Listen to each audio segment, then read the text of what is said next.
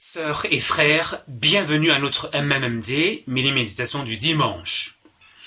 Ces derniers temps, j'ai eu l'occasion de voir physiquement quelques personnes de l'église et cela m'a vraiment fait chaud au cœur.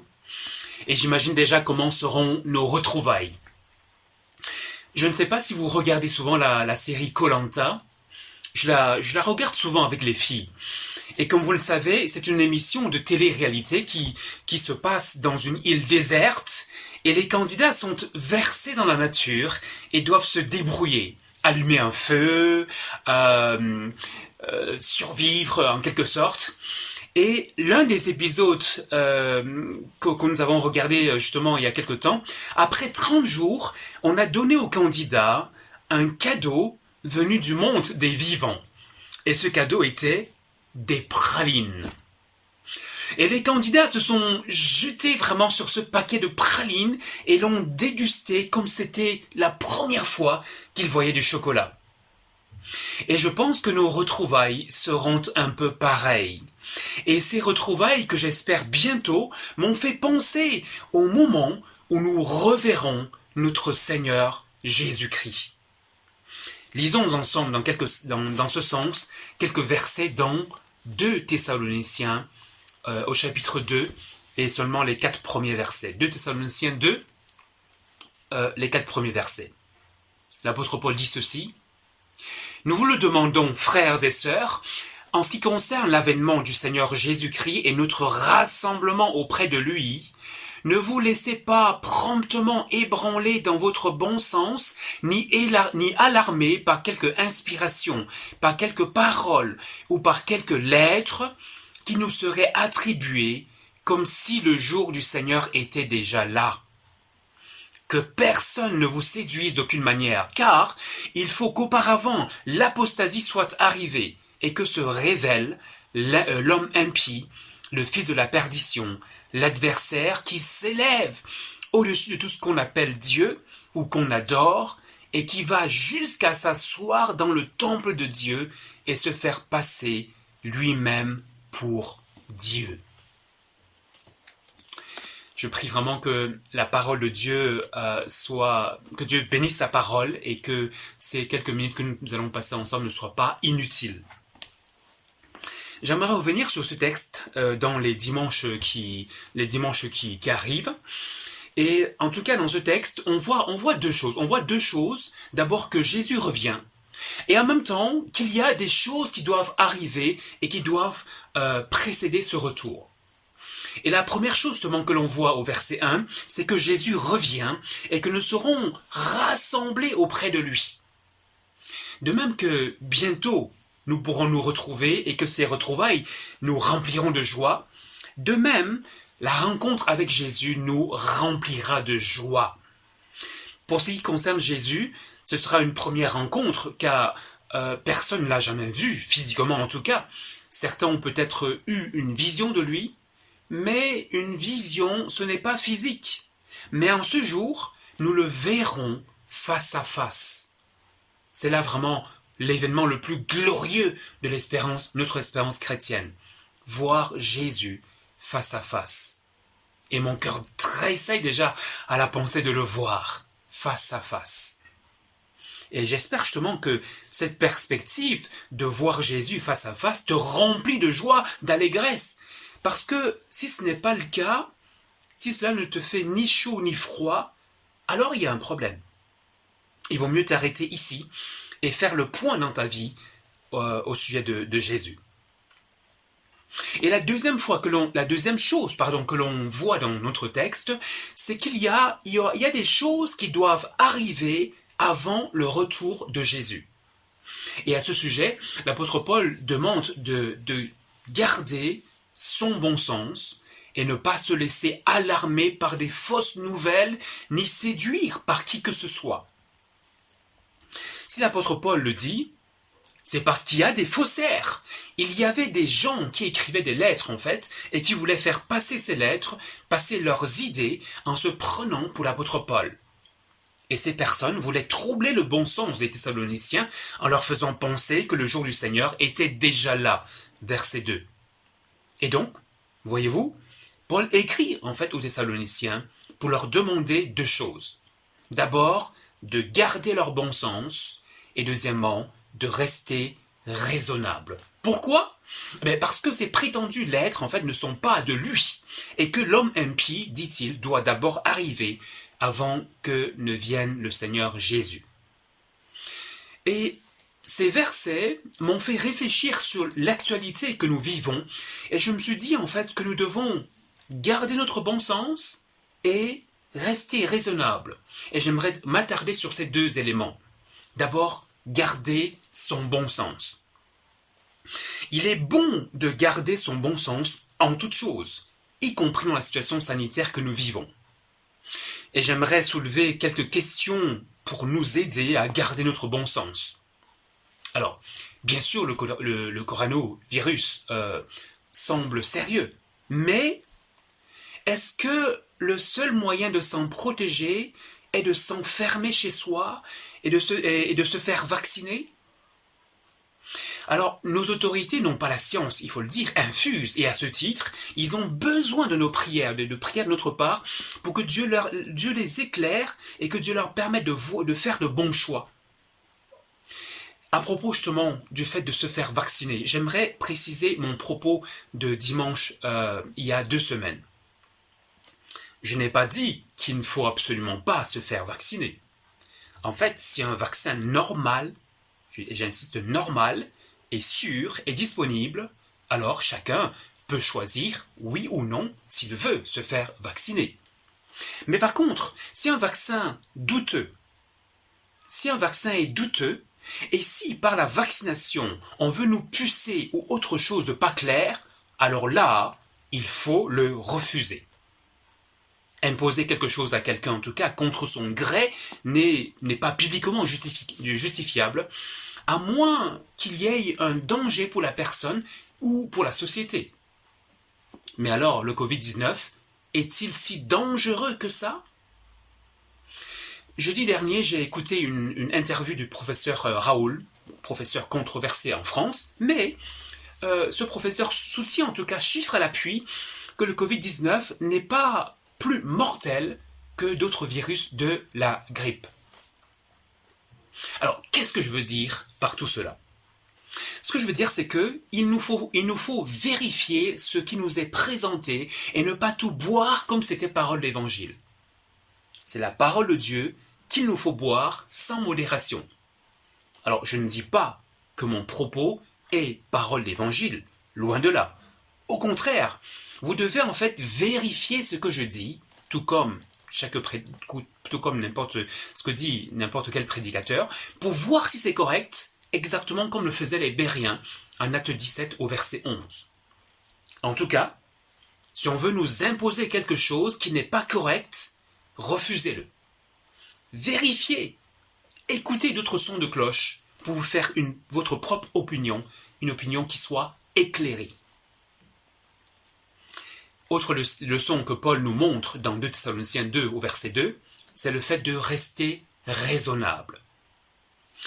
Au 1er siècle, certains troublaient les Thessaloniciens en leur suggérant que le Seigneur Jésus était déjà là. Et on peut se demander aujourd'hui, est-ce que la pandémie planétaire du Covid-19 que nous vivons, est-ce qu'elle nous permet de dire que le Seigneur Jésus va bientôt revenir? Alors, certes, Jésus va revenir, mais restons raisonnables en examinant les faits. À ce sujet, Paul nous a dit que l'impie doit d'abord venir, ce qui ne semble pas encore être le cas. Par contre, les choses peuvent aller vraiment très vite. Donc, restons sur nos gardes. Gardons notre bon sens devant les événements et restons raisonnables. Mais alors, peut-être vous pouvez me dire, que pouvons-nous faire en attendant le Seigneur Jésus? Et j'aimerais juste pointer ce fait. Jésus-Christ revient. Crois-tu en lui? As-tu placé ta foi en lui?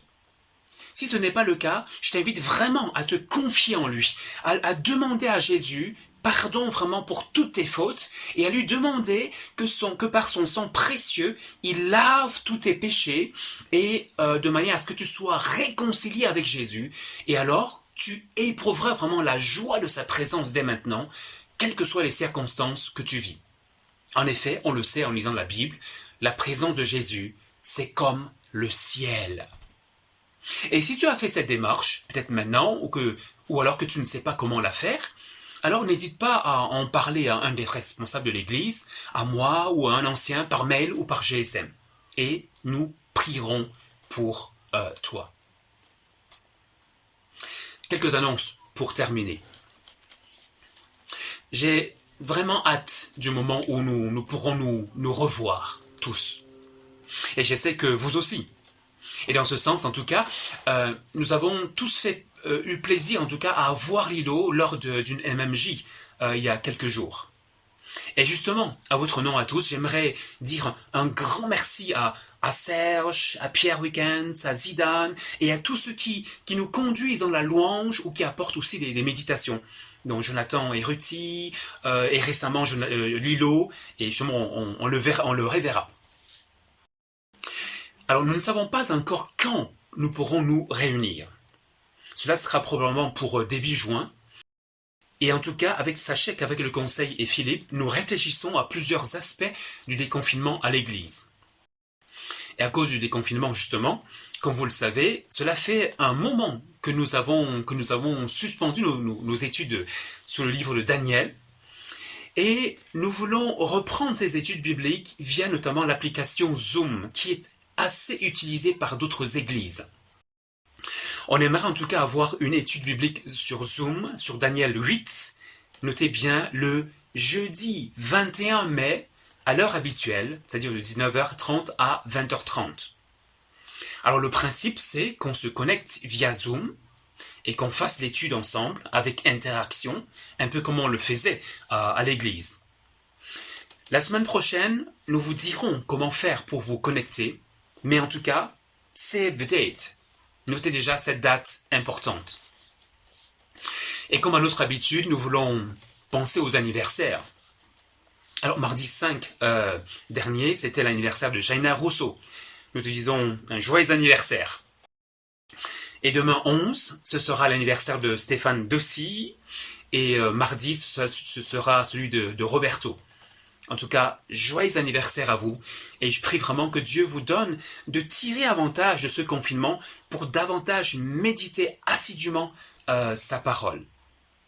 Je prie que Dieu nous bénisse et nous garde et nous accorde une bonne semaine. Amen.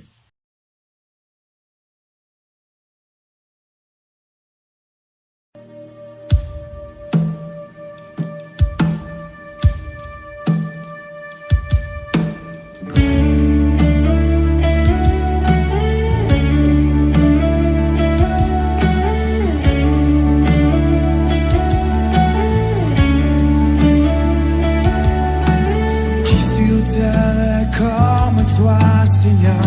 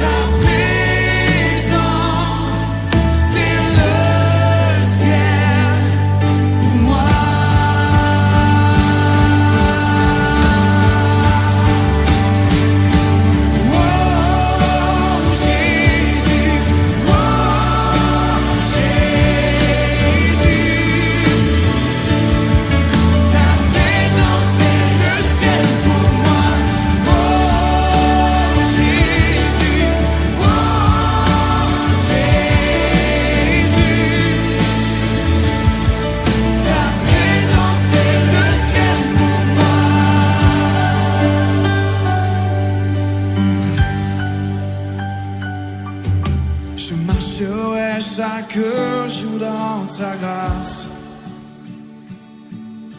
Car un jour je te verrai face à face. Mais si rien ne peut me satisfaire, Jésus, ton amour me désintègre. Mais si rien ne peut me satisfaire, Jésus, ton amour me désintègre. Mais si rien ne peut me satisfaire,